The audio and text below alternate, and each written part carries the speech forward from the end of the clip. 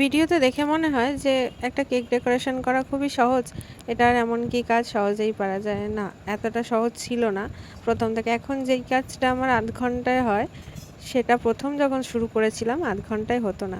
সেটা বানাতে কখনো 1 ঘন্টা কি তার বেশি সময় লেগে যেত। তো যেই কাজটা এখন সহজে পারি, এই পারার কারণটা হচ্ছে কাজের প্রতি ভালোবাসা, ধৈর্য এবং দীর্ঘদিনের পরিশ্রম। দেখতে দেখতে আমার বেকিং জার্নির 5 ইয়ার্স কমপ্লিট হতে চলেছে, এখনও কয়েক মাস বাকি।